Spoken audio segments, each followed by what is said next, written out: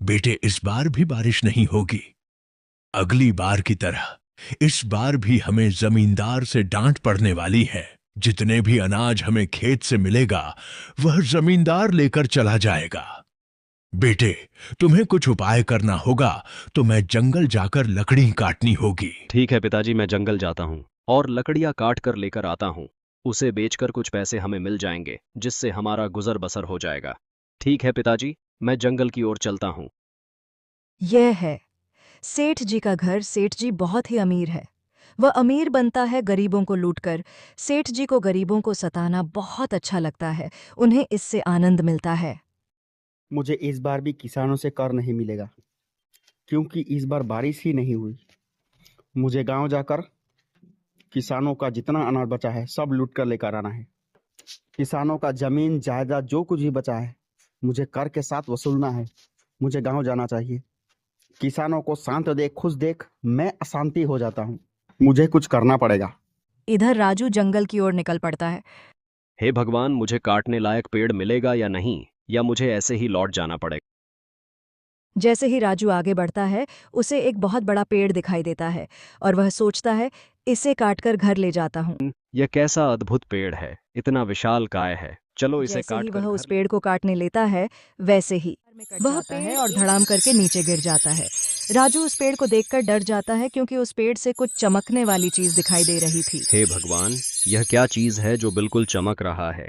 क्या पता क्या चीज हो सकता है। निकाल कर देखता हूँ, क्या पता कुछ सोना चांदी जैसे मिल ही जाए। राजू उस चमकती हुई चीज को हाथ लगाता है, वैसे ही वह एक जादुई दिया में बदल जाता है। राजू कहता है, अरे बाप रे, यह कोई मामूली दिया नहीं है। मैंने इसके बारे में किताबों में पढ़ा है। इसे रगड़ने से जिन बाहर आता है। हाँ हाँ हाँ, पिताजी खुश हो जाएंगे। अब हमारा दुख खत्म हो जाएगा। चलो राजू इसे उस दिए लेकर को घर। लेकर घर चला जाता है।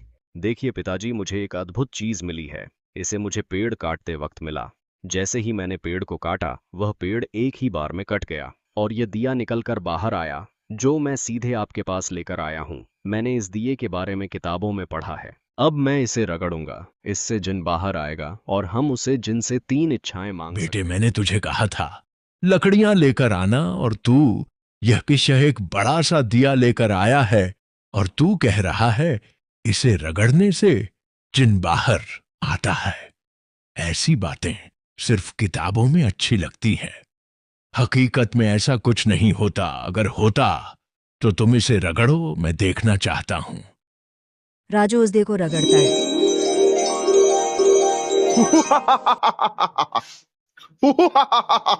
क्या हुक्म है मेरे आका? मैं कई हजार साल से कैद में था, जो आपने मुझे आजाद किया।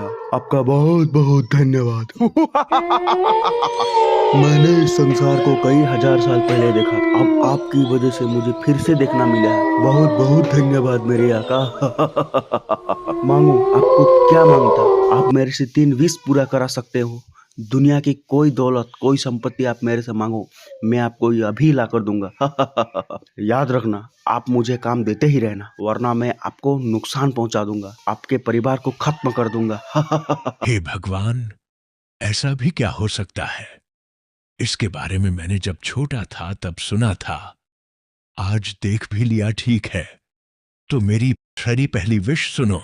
मुझे बहुत सारा धन चाहिए। मेरे घर को आलीशान महल बना दो और हमें बहुत अमीर बना दो। मांगा अभी तो इतना कम चीज मांगा। जो हुक्म मेरे आका, आप जो बोलोगे मैं वही लाके दूं।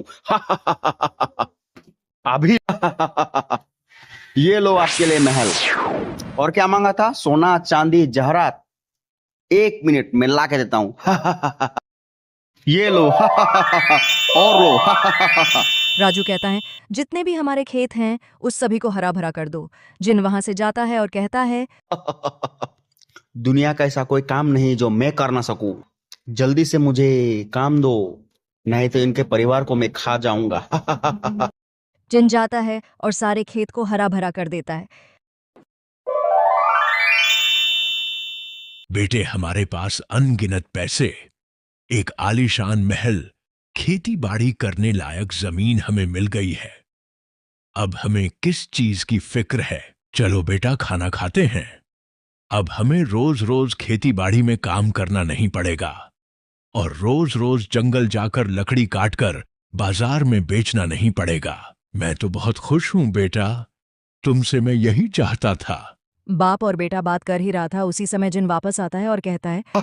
मैं वापस आ गया, मुझे और काम दो, वरना पता है ना तुम्हारे साथ क्या होगा। तब राजू कहता है। ठीक है, तुम्हें काम चाहिए, मैं तुम्हें काम दूंगा।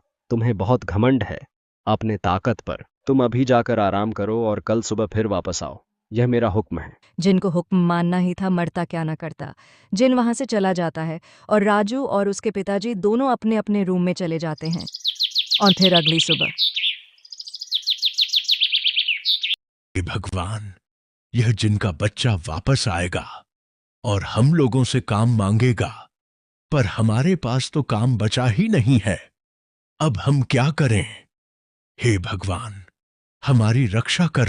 राजू, तुम ही हमें बचा सकते हो। कुछ कर राजू, कुछ कर, वरना दोनों मारे जाएंगे। कोई बात नहीं पिताजी, आप उससे बात नहीं करना। मैं उस जिन से बात करूंगा, उसका अहंकार तोड़ दूंगा। उससे पहले मुझे एक और काम करना है, उसे आने तो दो, फिर मैं बताऊंगा। मैं वापस आ गया, मुझे काम दो। ठीक है, तुम्हें काम चाहिए। हमारे गांव के बीच एक सेठ जी रहते हैं, उसे जाकर भिखारी बना दो और उसे इस दुनिया से गायब कर दो।